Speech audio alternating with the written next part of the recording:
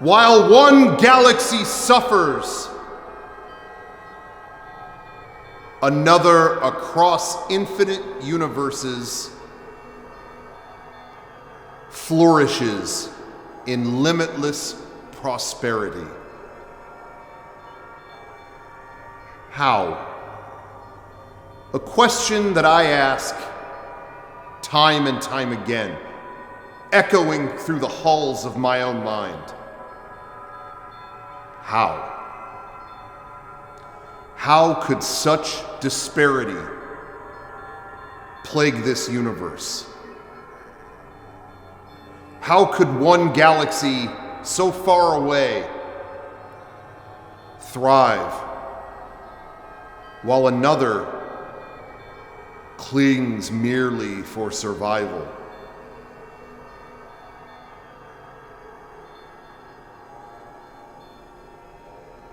Perplexing.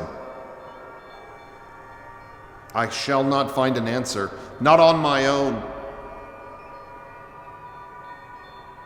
Perhaps there is no answer at all.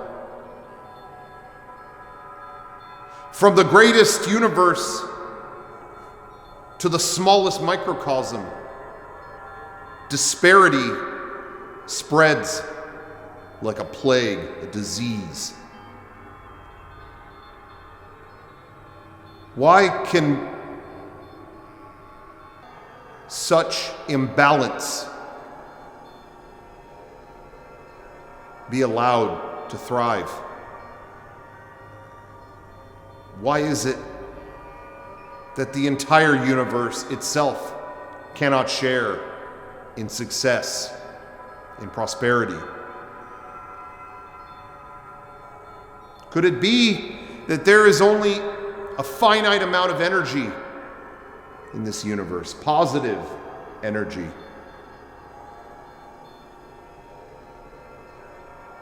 Perhaps there is only so much to go around. When others have it, others don't. Could it be that that is the true nature of life? To seize, grasp, vacuum such energy whenever it may be found? Is that why we feel a tingle in our spine when something goes our way? Something rare has chanced to cross our path? I wonder. When I was a boy, lucky enough to grow among countless philosophers, other people who thought like I do, I remember walking to our supper down the marketplace, back when I lived on a planet with soil, physicality, things you could touch, taste, smell. And I remember smelling the foul odor when I walked down the path to the marketplace. Not just a marketplace of ideas, no, but a marketplace simply of food, of what we were able to afford as a family, as a people. I noticed this odious stench. I saw a man laying in the ditch, the very ditch countless others had soiled earlier that night. I said to my father, "How could someone lay in such filth? How could someone ignore such stench?" My father looked at me, looked up at the sky almost as if to find an answer he did not have.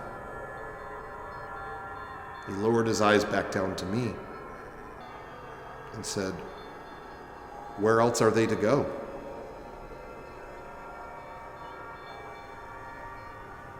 I still can't answer my father's question. Some people were put in situations from birth that they could not help. Often I wish I could help them. I wish I could be the Savior.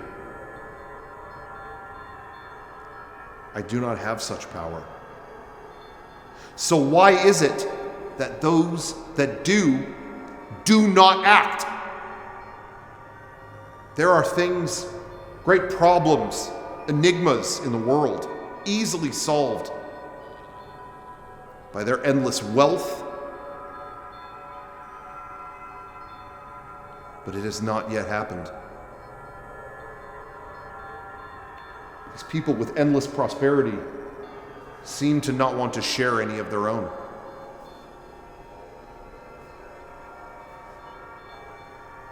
What is this attitude? What is it about human nature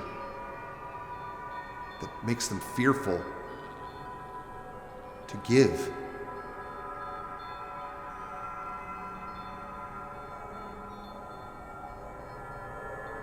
There are the haves and the have-nots.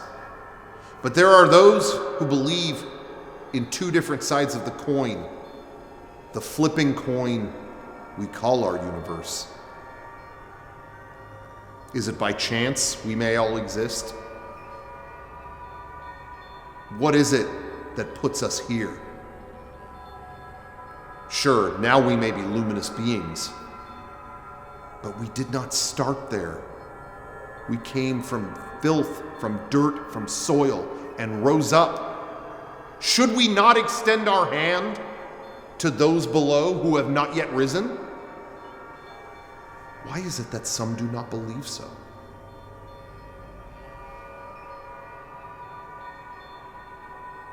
It feels as though those who do, the rare breed who believe that they have been put on this earth to help, to enrich,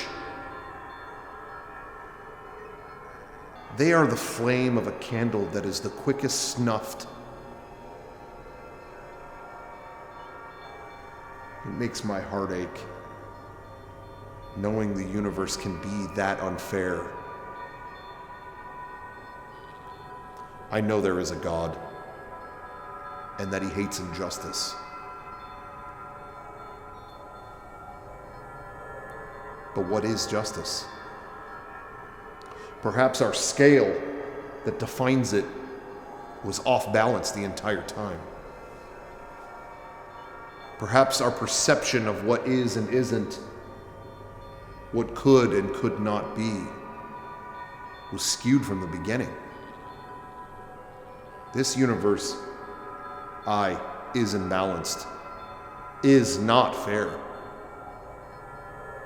But perhaps the very way it functions is out of our grasp as well. Scientifically, educationally, we've written books about what we believe to be true. Perhaps we had it all wrong from the beginning. Let's use an example above us, every day, every time, all the time. The sun.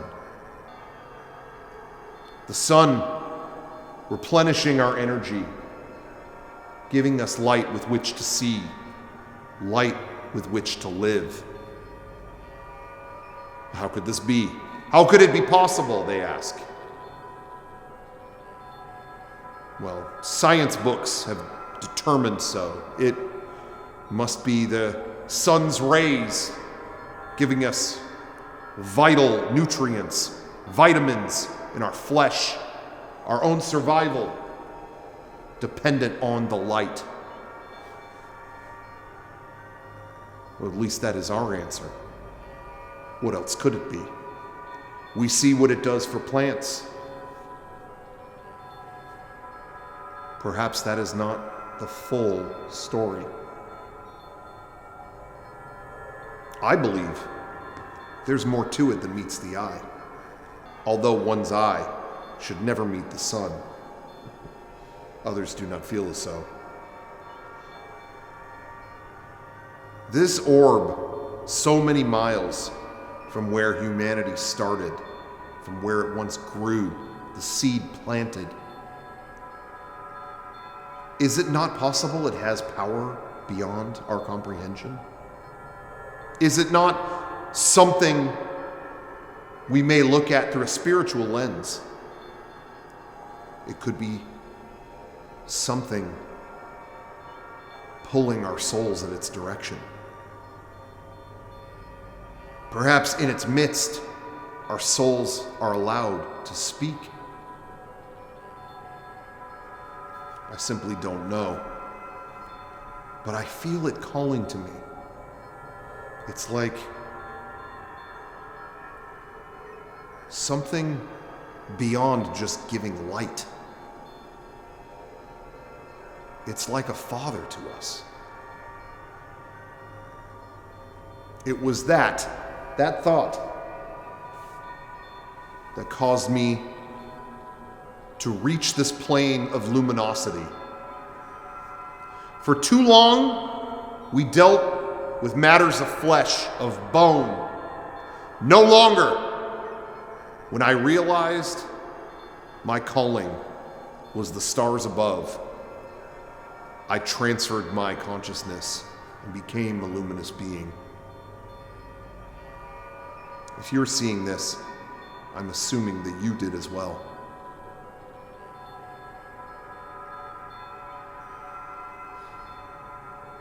It's not that I wasn't proud of where I came from. It's not that I was disgusted by us as a race, a gathering of beings with no purpose. Some claim that. I do not. My feeling is that we have always been beings of energy. Do we not have power given by thought? Do we not get our strength from the ideas we have to put in motion? I can't speak for you, but I get my ideas whether I'm here speaking or fast asleep dreaming. Shouldn't it be said then that it is energy, the space between space, that makes us who we are, that defines our ability? I do not concern myself with material things, with matters of the flesh. I joined with the energy, as did all of us who would listen to it. All of us who see the sun for what it really is. It calls to us. Every day we are to look up, or at least were when we lived on earthly realms. We look and we see, or should see rather, inspiration. Not just something that lights our way in a dark time.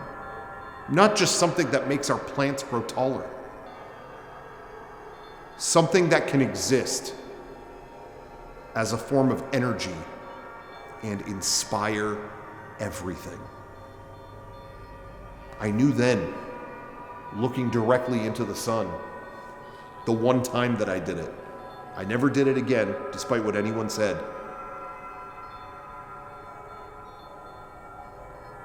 I looked, and I looked, and I looked. And I said that the sun is not alone. I too can be energy that inspires.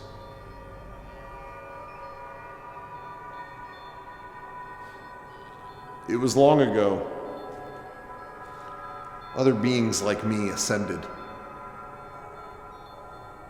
I wonder if you did. I'm assuming so, since you're here on this plane with me, but perhaps there is a rudimentary, nay, elementary way of recording my message that perhaps a lower being discovered how to use.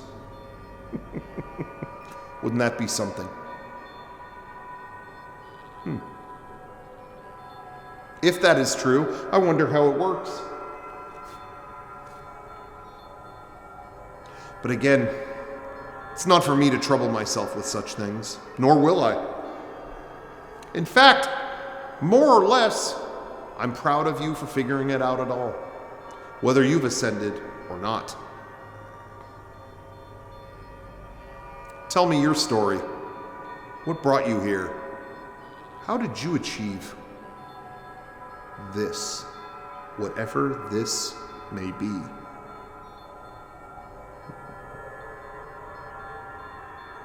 I have not told anyone this. It's not orthodox to return to the earthly realms after one has ascended. There's no reason to. But my curiosity did, I admit, get the best of me. I traveled back. And the funny thing,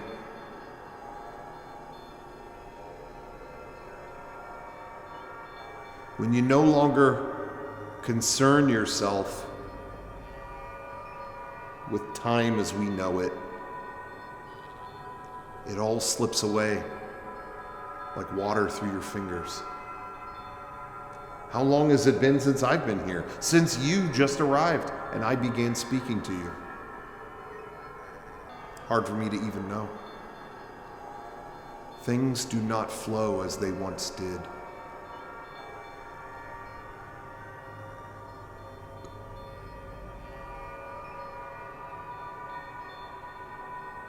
No matter. I am becoming predilected with what I speak of. The moral of the story is that I was astonished by what I've seen. What is the story, pray tell? I walked along the earthly shores. I saw what had become of where I once called home. And what did I see? Destruction. Death. What had become of this once thriving green star among infinite galaxies? I saw the crumbled train stations. I saw phone booths covered in moss, piles of cellular phones with trees growing out of the piles, covered in morning dew.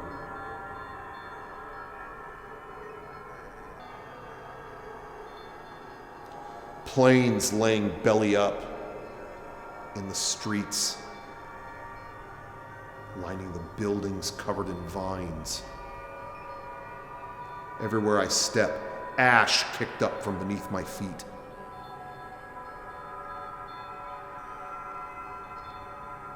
Signs repeating messages of assurance. We're all in this together. I wonder if it was ever true. I looked around at the destruction,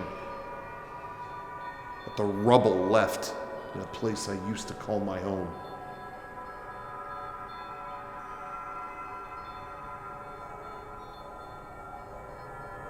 Is this where it got us?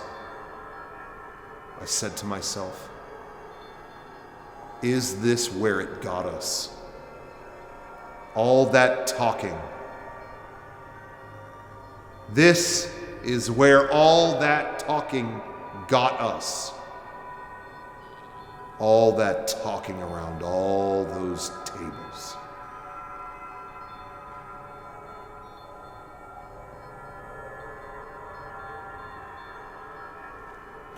I wish I could have shared that moment. Reminded others, this is where you came from. And make no mistake, you may have ascended, but you still started here You still have the flaws that grew from this soiled, tainted orb. I wonder if you still have the same missing pieces, the voids needing to be filled. You may have ascended, but did those ascend with you? I wonder. Well,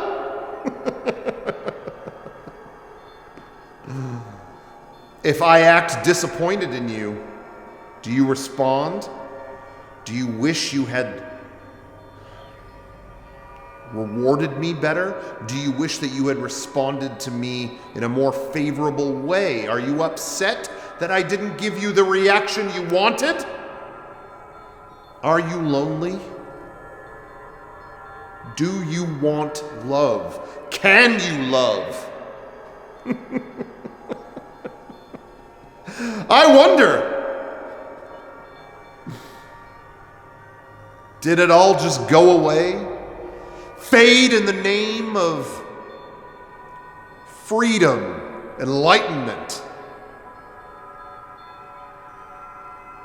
I wonder if it's just me who occasionally, just now and then, occasionally, momentarily, feel a grain, a morsel of loneliness. I say morsel, of course, because you think I spit it out? You think I discard it? No. No, I savor it. I taste it every time.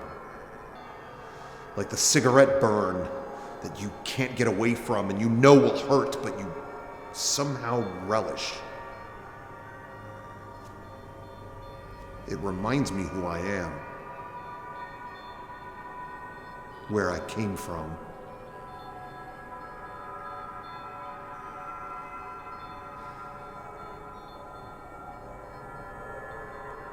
It is thought by some that the human condition is defined by suffering. Well, would you say it's true? You're enlightened, but maybe not enough to answer this. Do you think the universe deals its problems unto you? Or is it that you might be the architect of your own problems yourself?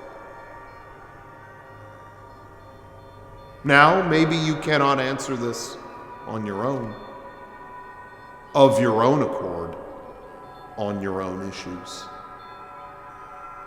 But let me answer for you in regards to others.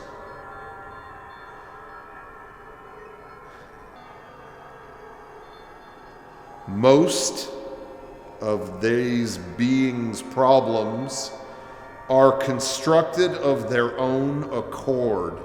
Start seeing through the matrix of their own suffering as soon as you possibly can. Why? Well, maybe in some sick way you can offer advice to anyone you call a friend, if there is such a thing any longer, but also to better understand your own suffering. If you want to boil it down to such a simple thing, the meaning of life, the meaning of all life, if there is something so simple,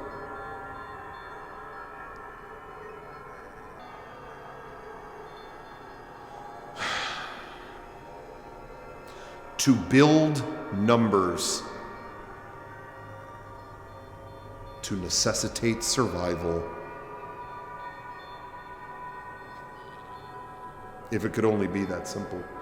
We know that it doesn't work that way, does it?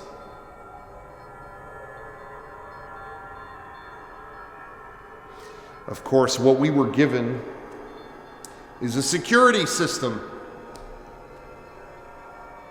Because death runs counterintuitive to the purpose of life, to multiply.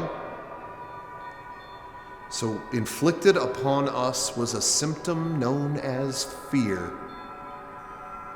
Yes, fear, to ensure that we do not easily walk into the den of death.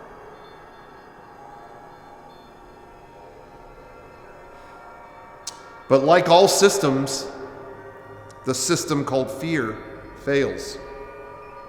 It doesn't always work like it is intended to. In fact, often it risks the potential that someone may achieve.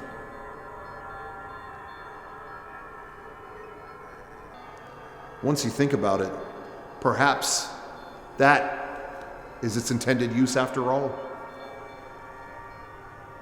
I wonder, as ascended beings, is it not possible to achieve godhood if we didn't have the symptom known as fear?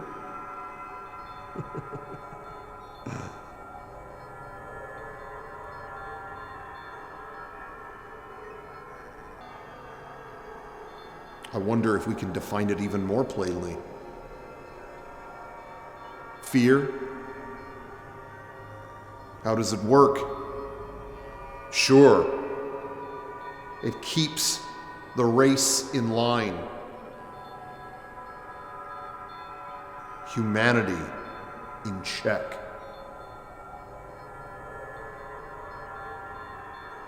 But technologically, how does it operate? I would say it operates as any other matrix. What is the matrix?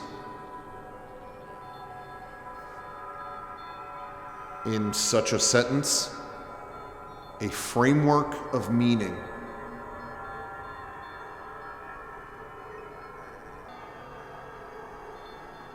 There's a book that you read that told you how the universe worked. And you read it in a moment that you needed definition more than anything. To feel what? Safe?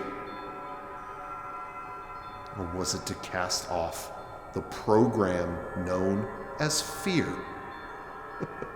Sound familiar? When are you going to realize everything, your beliefs, what you're watching in front of you now, every word you take in, believe it or not, all of it is a framework of meaning. Your religion, the way you like to eat, the way you treat your family, all frameworks of meaning. Is it fear that keeps that framework in check? Or is fear another framework just as the others? I'm sure you're asking now. Did I hear you correctly? Did you just compare fear to my religion, to my belief in God, to my belief in what the foundation of the universe rests upon? How could you say something so blasphemous, so uncouth, disgusting? If you wish to strike me down for blasphemy, by all means. I'll only become more powerful than you'd ever imagine. But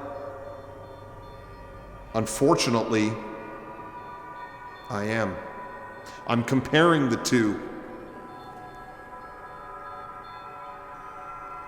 For some, fear is so strong in them, it is their only God. there are those amongst us, luminous or not, enlightened or otherwise, that exploit this framework in others. Try to elevate it, activate it on levels that we can no longer control, in the hopes that they can control us. What will you do when they come for you?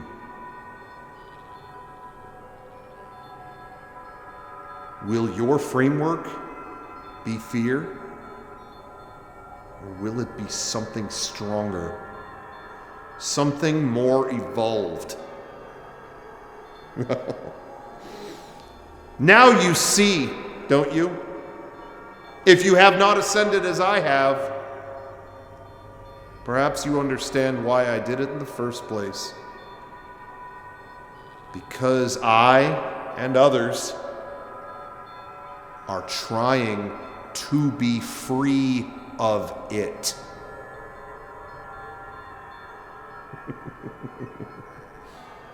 Did it work? Well, it's arguable, isn't it?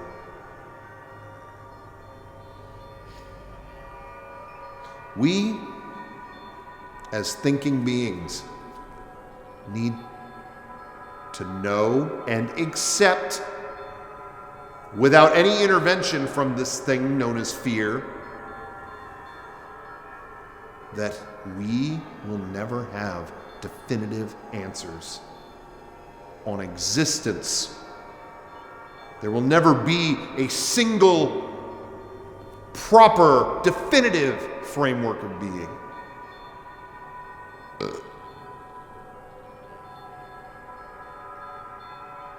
So, what does this leave us? It leaves us with choice. Choice versus choicelessness. Is this something, a decision, a choice, to make light of it, that you can make yourself? Is it causality? Cause and effect? Powerless versus power? Again, different people, different beings will have different views of the world, of the universe. I wonder what yours is.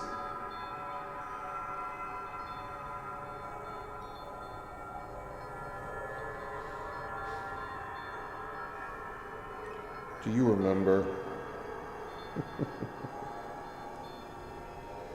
how simple things used to be?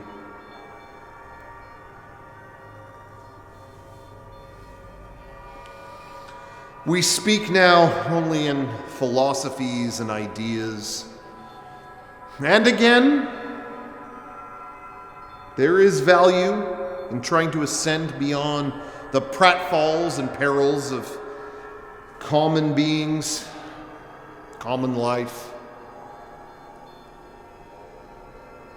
But perhaps it is true what they say about the grass always being greener. For I sometimes think of the simple things.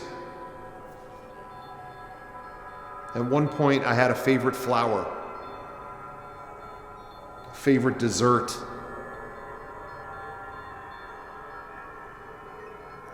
I've forgotten the taste of bread. Wait. Okay, I just remembered it. Damn, that tasted good. Sourdough. And it was all hot. Sourdough bread bowl. Get clam chowder. damn. God damn, man. Cannoli. Have a big old cannoli.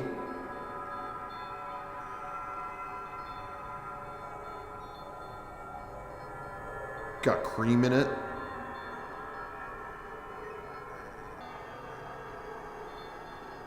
Sucking them thing like penises.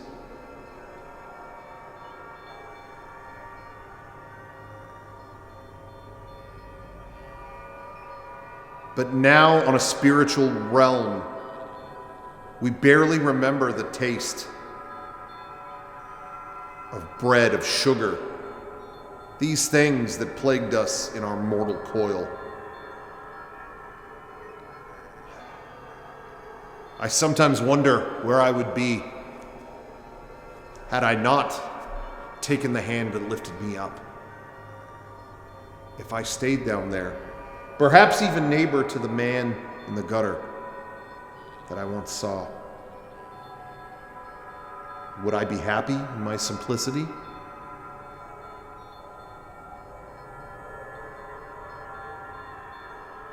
Would I starve for something beyond the stars?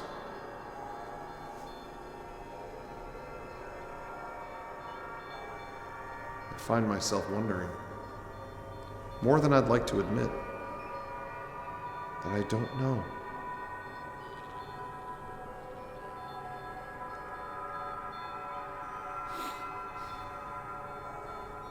Well, I've been speaking as some sort of knowledgeable entity, and I suppose it was appropriate and you came searching for answers. But perhaps I have a question for you. Are you still down there?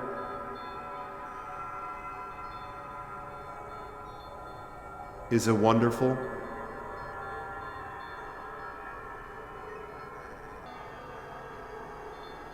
Is it not incredible? An intelligent being's tendency to look back with different eyes on things that at the time they thought were peak suffering. I think back to before our earthly realm was wiped clean.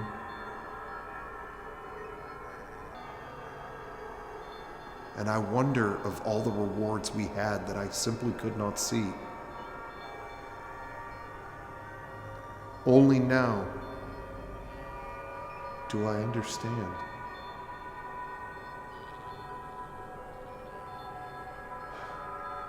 I've gotten away from myself. So now I'll ask the question that I had.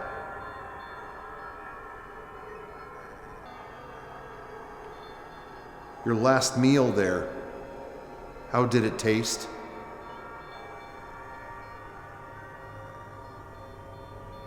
Could you taste the salt of your work? The sugar of your self-assuredness?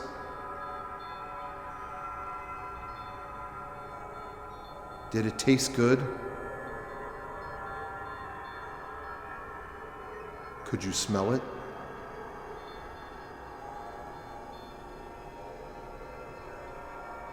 Did it fill the kitchen air?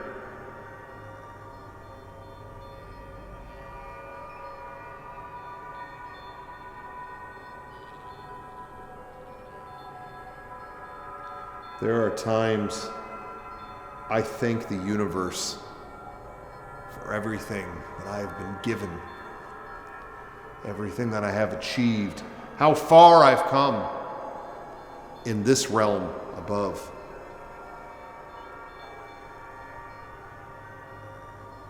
Other times, I think about how happy, overjoyed even, I was when I simply ate a cookie. Mothers. No, Not my mother's, mind you. It was a brand, a company.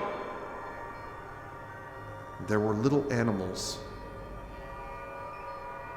each one running to and fro. At least I made them as such. I lined them up, each one pink, white, pink, white. I had them all going in a little line across my table.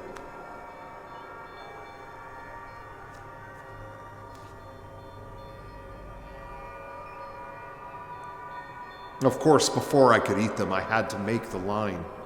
I had to create the procession of animals going to the circus.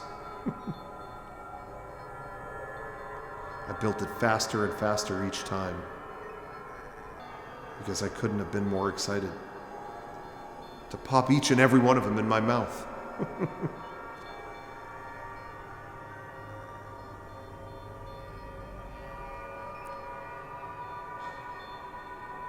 We operate on a different level. I'm mature, I've aged. I think things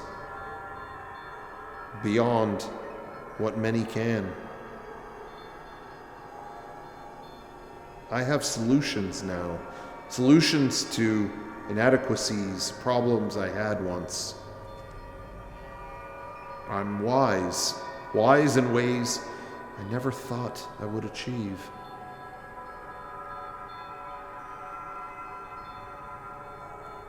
But if I can tell you with all sincerity, I could have spent the rest of my life lining up those cookies at grandmother's house.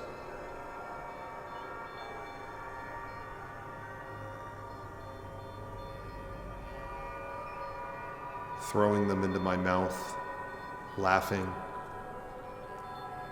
seeing my grandmother laugh when I did such.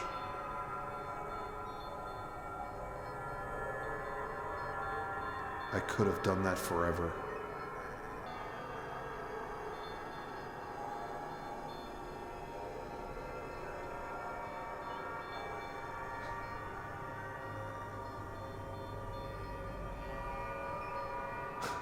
So what is it?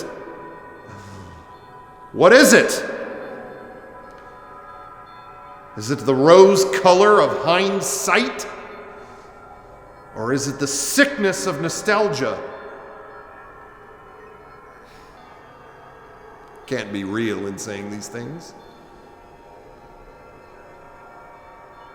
Why are we built that way? That we may think like that. Even now, ascended, luminous. Why is it that such simplicity calls my name back?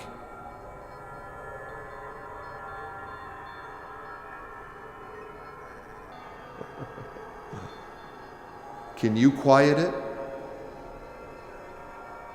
If so, tell me how.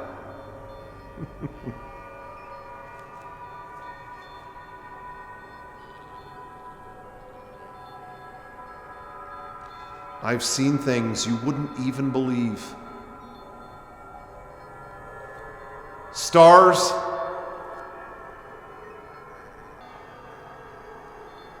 countless galaxies, universes, all the way down to the most meager of lives. Born and snuffed without so much as a whisper.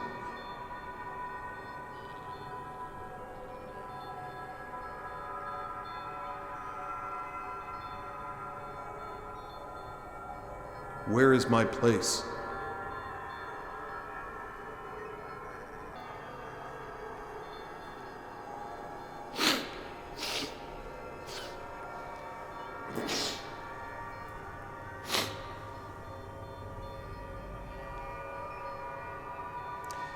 Even an elevated mind doesn't know. Not for sure. Not for certain, anyway.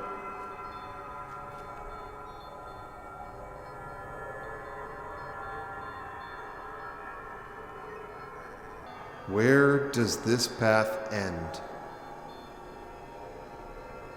Of course, many believe there is a righteous path, and should you walk it, at the end you will find some form of ending, salvation, what have you.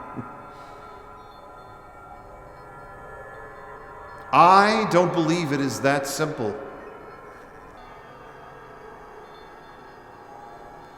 I think energy ebbs and flows like an infinite tide. Some days you got it, some days you don't. And on and on and on, the waves crashing onto the beach of existence. Longer and longer. So long, in fact, that eventually you forget your own name. And with that, the shape of your own being. What were you supposed to be called? How were you supposed to act? What was your meaning? Or even your purpose you gave yourself?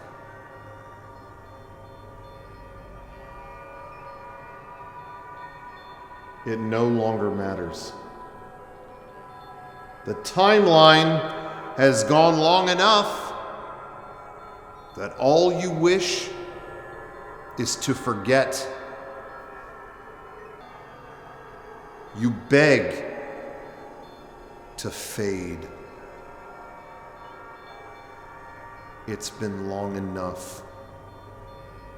It's about time. And only when you've forgotten all of it is your story concluded.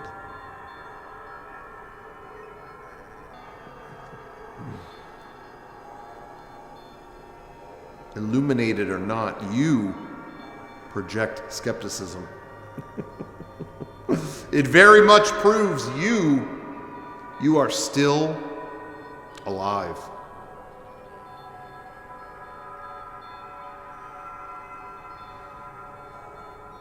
There are many that don't even have a sliver of what you have in that department. I feel as though I should be proud of you. Does that elevate you? Does that inspire you? I'm proud of you. Oh, if I had heard those words just some years earlier, would I have ascended sooner, or would I still be down there?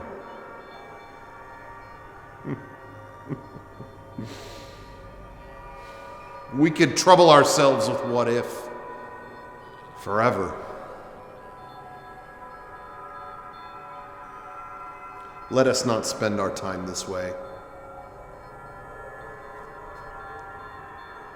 Do you remember in our earthly realm long ago,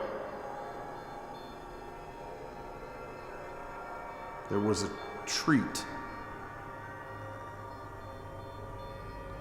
a snack called PB Crisps.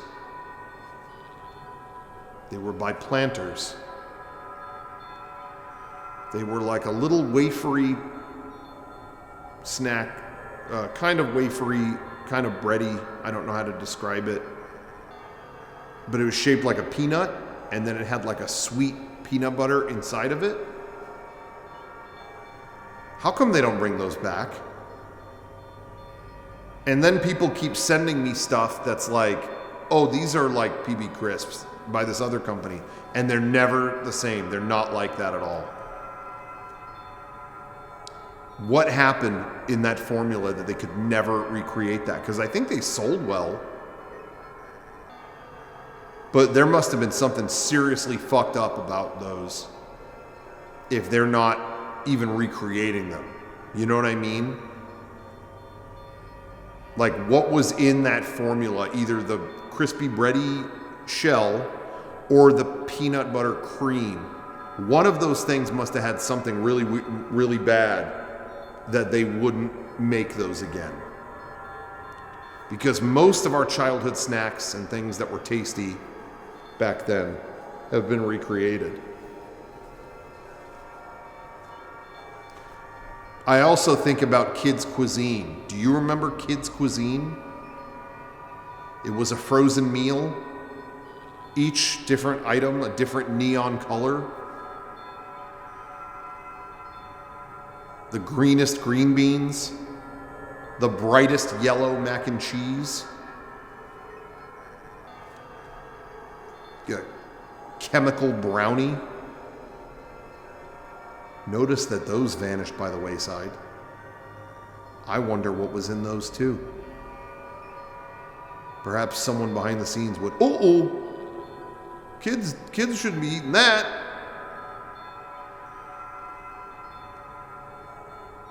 Does anybody else remember kids' cuisine? And their mascot was a penguin. And I think it was a penguin and a polar bear. I remember they sold them at the same time as the Hungry Man meals, but I believe those are still being made. Have you ever looked at a Hungry Man, the biggest meal that they have? I don't remember what it was called, like the lumberjack meal, something like that. And it had like 1,100 times the daily sodium amount. I never ate it. But I remember on the Sean Baby website, he bought it and tried it and scanned the box, and it had a guy in a plaid shirt pointing out like that. Like, this is what guys like me want to eat. But it had so much sodium, it would kill, if you had it like 3 times, it would kill you. I remember I knew someone who worked at the restaurant Claim Jumper. Did you have a Claim Jumper in your city?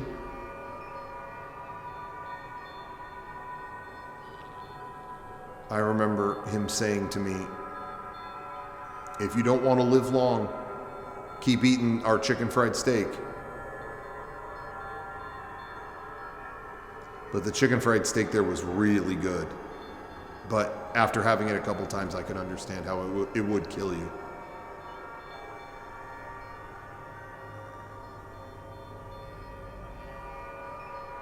What is the nature of reality? If I wasn't here, would you be? Are you responding to me, my message? Am I here because you were curious? Is it coincidence we both arrived here at the same time in the same spot? I wonder. Did something bring us here?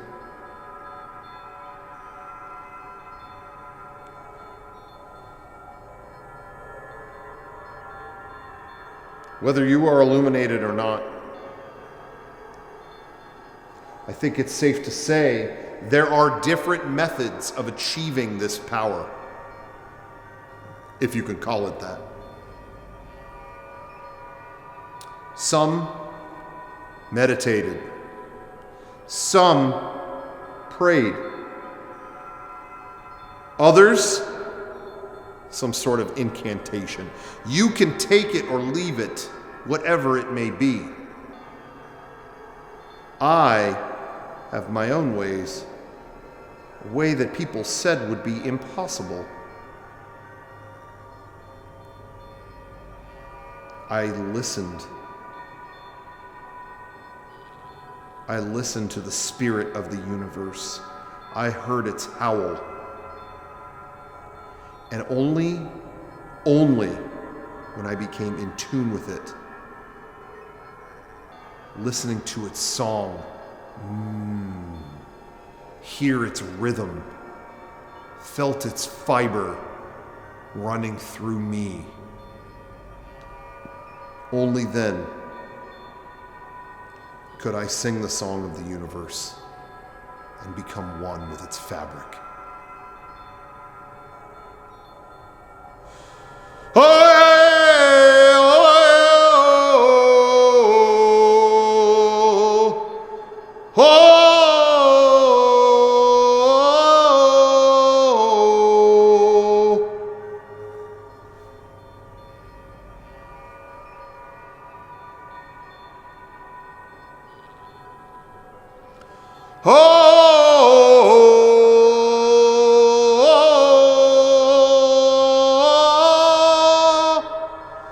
The stars, they call to me, they call to me. Do they speak to thee, speak to thee? I travel to the stars, they are very far. I don't get there in a car. I will not sleep in tar. I will travel very far and go among the stars,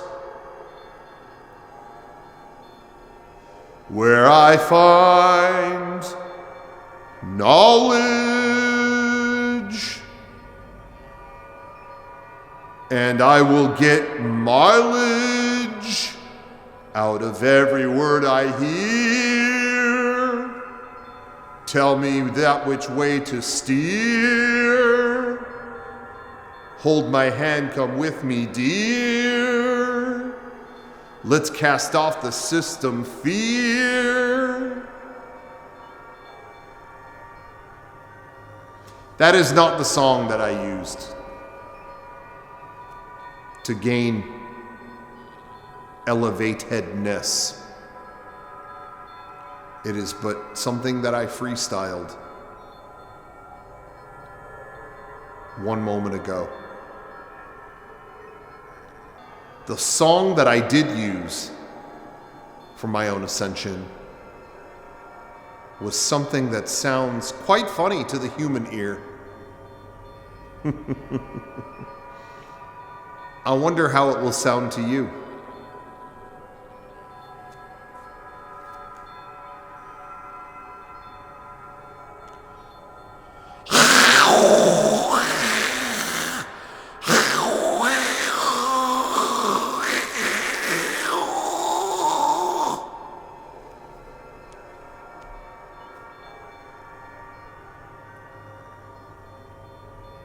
That was the title of the song. Here is the song.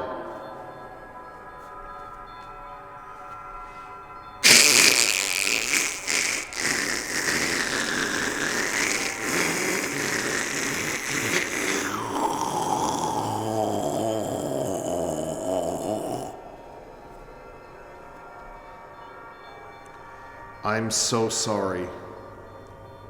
I was trying to clear my throat so I could sing. It didn't work. The song will have to wait for another day.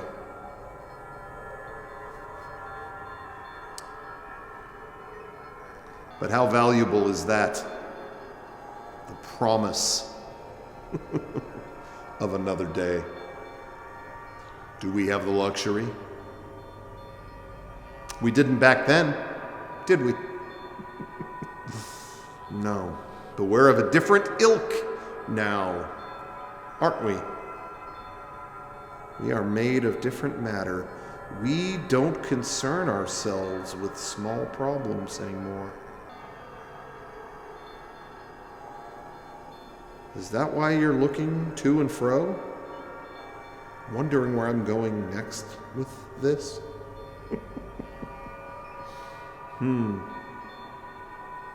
I wonder if we're that different now than we were back then. Apes carving with bone, killing pigs. Not sure of our next meal. Do you feel much more wise than back then?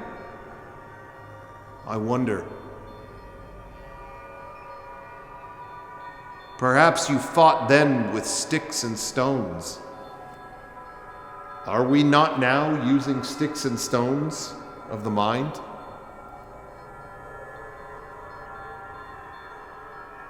You'll have to let me know your method of combat. Myself?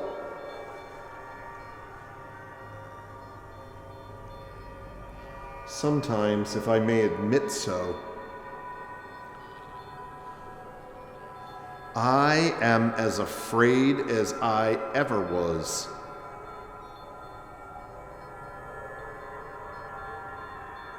Hold on.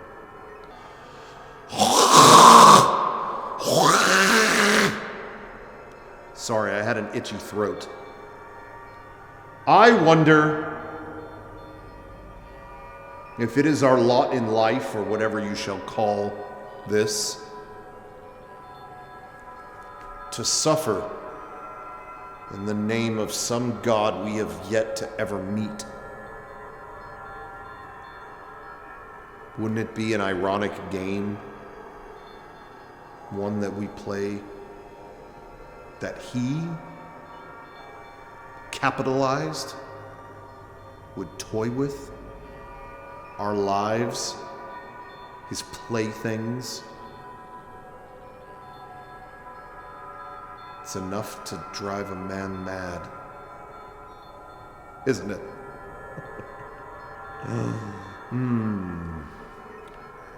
But you've stayed collected, haven't you? This entire time, we continue to speak, or I, to you at least. And you've maintained your composure.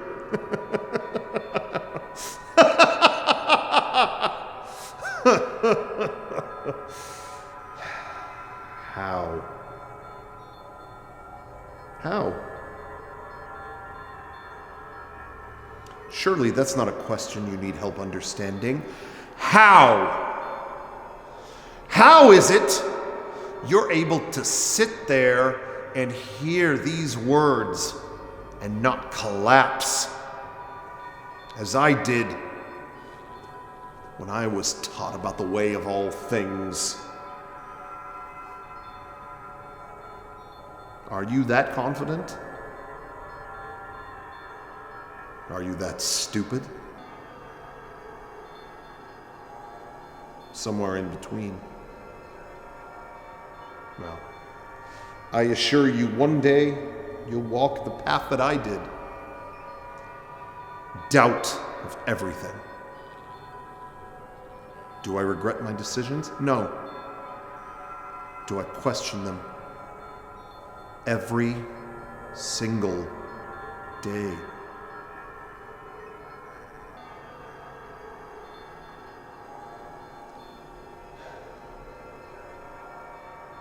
I think, therefore I am. Said by a much simpler mind, but no less true.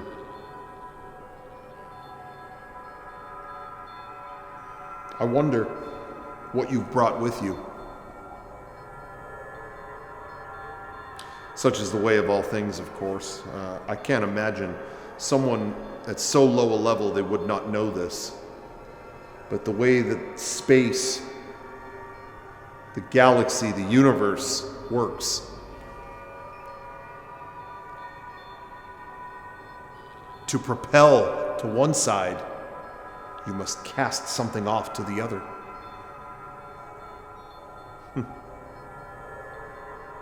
Space travel. Is that not the greatest metaphor for the inner workings of the universe? You get what you give.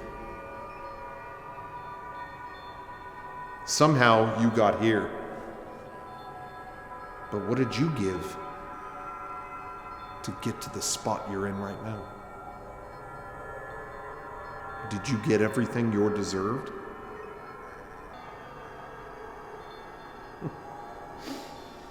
Perhaps your answer will be these words: the wisdom I've imparted onto you.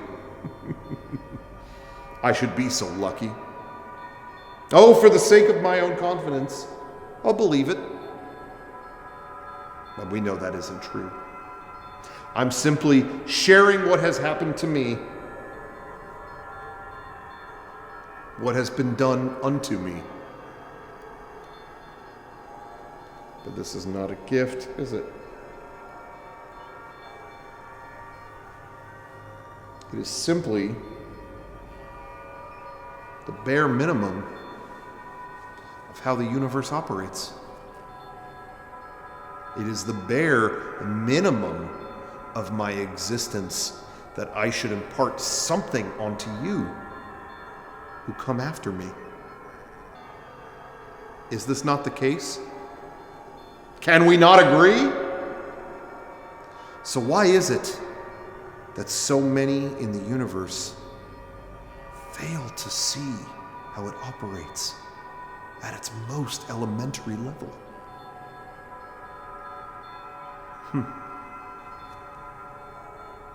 Another thing I do not have an answer for. Do you?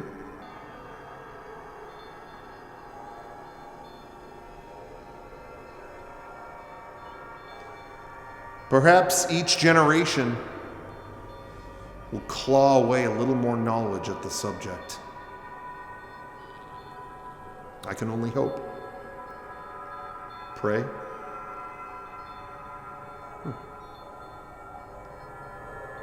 Despite all this,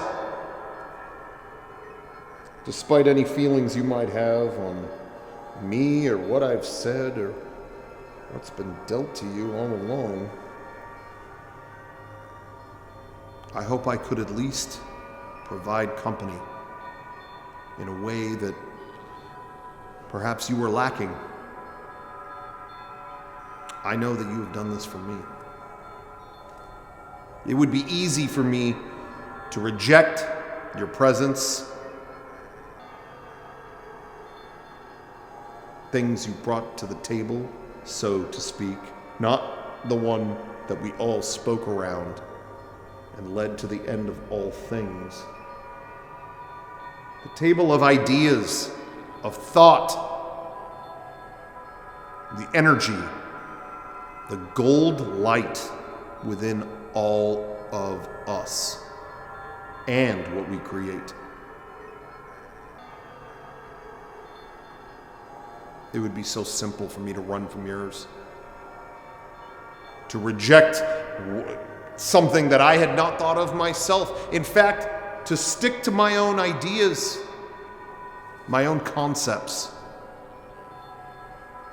would be the most surefire way to survive. But it's not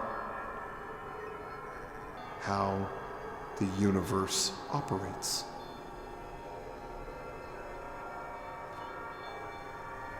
Travel through the stars can only work if we continue the cycle of how things really run, even if that means our own sacrifice. It's for the benefit of all beings.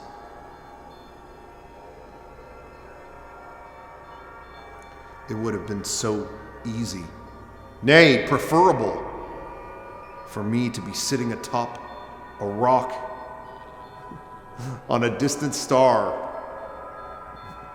robe open, jacking off.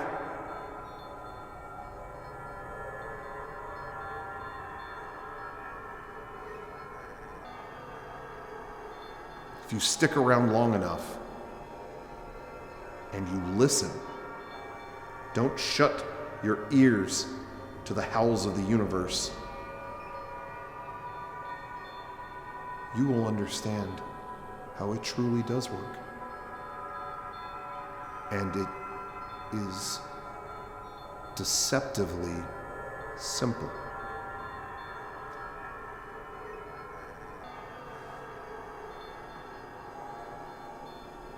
things are easier in the moonlight.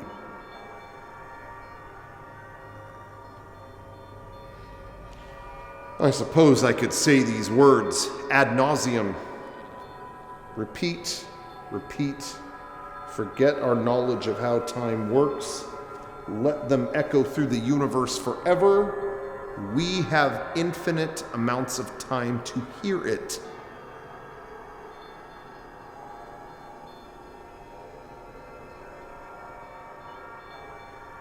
But some things can't just be heard. It's a feeling. Feelings will always imprint onto you better. It's how I've always preferred to operate, which may seem funny to you given my long-windedness. My actions, I hope they imprint onto you more than any word could ever be heard by the ear. Easy for you to say, you old windbag. I hear your words before you have even spoken them.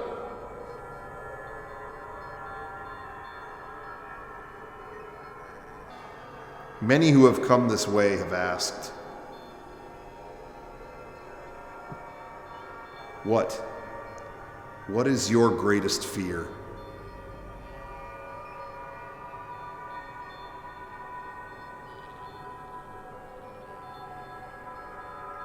Some say the collapse of a nearby star, the death of their own universe, forgetting what love was.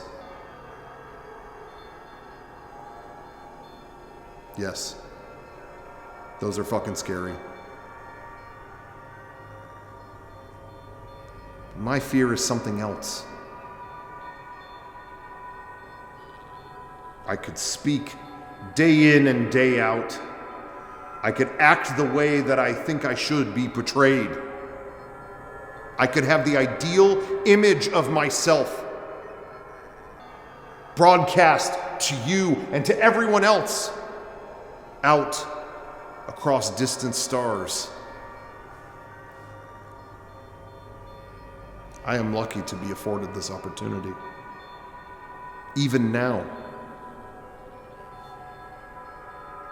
But my fear, all of it, is that I set a bad example.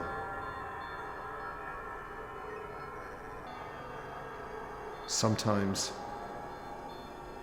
our actions are independent of the way that we thought. It is one thing to speak of what I've spoken of, but I hope that my presence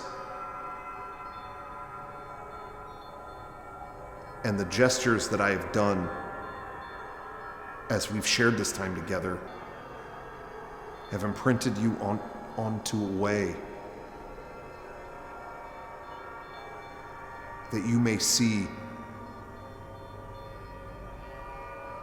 that all of us have the ability to ascend. Not just a few fortunate ones. Not just those who get lucky. All of us have the ability to rise and become something more. And now I speak as though I am not a subject of this universe, as though I am one of my own, that I am made of stardust. Oh, apotheosis, a deification, if you will. I still fear as you fear. I doubt as you doubt. There is always another mountain to climb, another goal to achieve.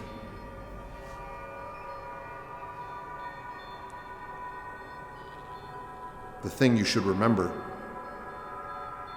is to look forward to that goal, even if it's climbing the highest peak and you're all sweaty and you're fucking tired and you don't want to do it. You must Even if you fall, let us sit at the base of the mountain and laugh of when we tried. Let us together sing a song of energy.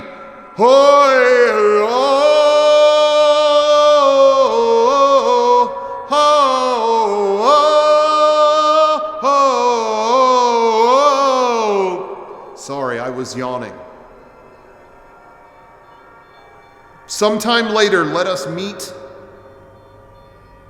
and get drinks and hang out, whatever, and get comfy, and we will sing a song of energy to each other. We were never beings of sticks and stones. We were never beings of this or that. He said, she said, they said.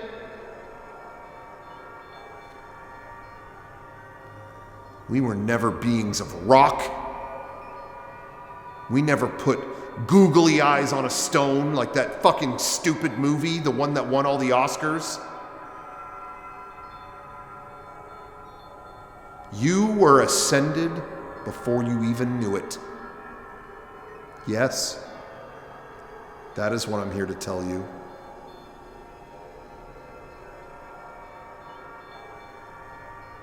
On the day you were born, you were already ascended.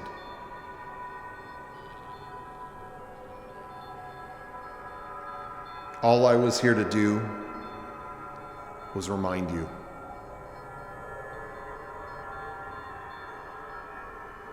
Sometimes it's a gentle push, a nudge, all that it takes.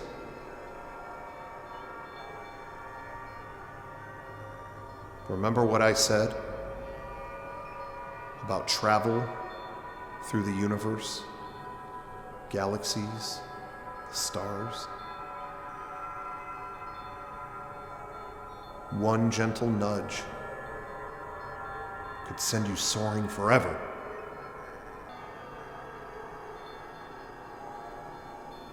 I hope I have been that for you. And here's the surprising thing, at least I hope for you. You were that nudge for me.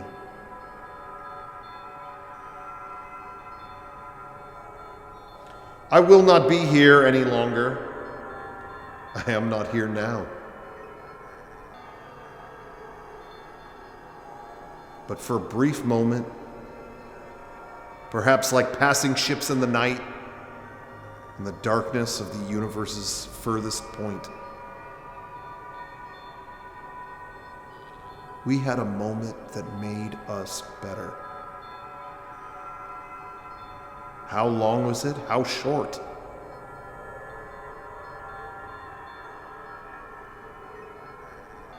This does not matter. What matters is we had it. As above, so below. To the utmost, furthest point of thought, to the lowest grain of non-existence.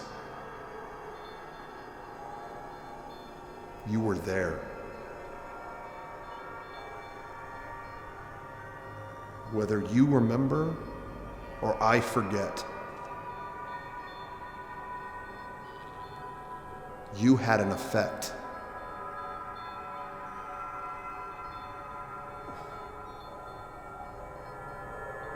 I hope I did as well. I would say goodbye.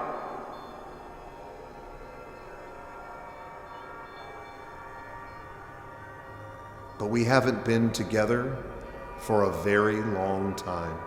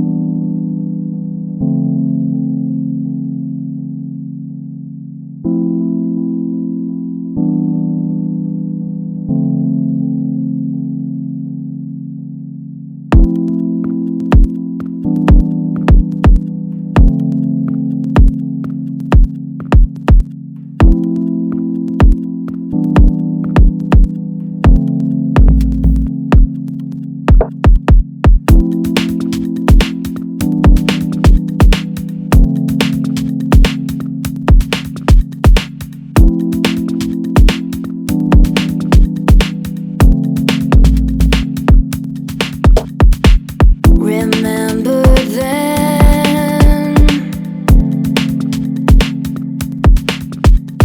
in the lines of my face,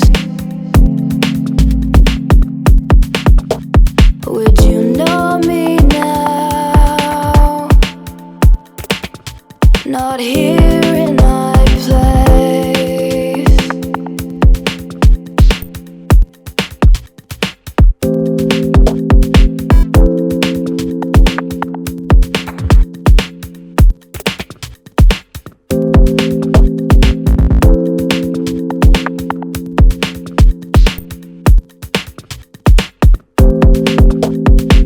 You said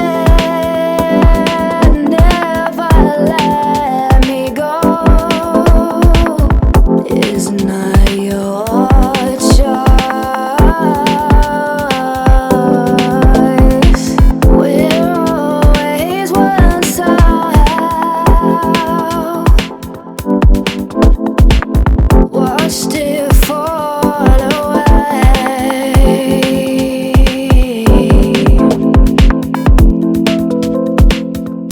You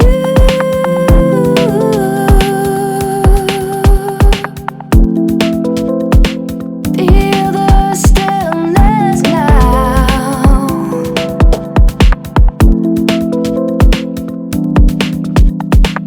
Remember that on my face.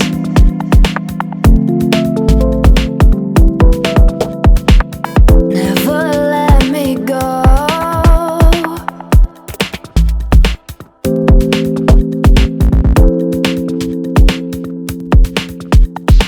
I can hear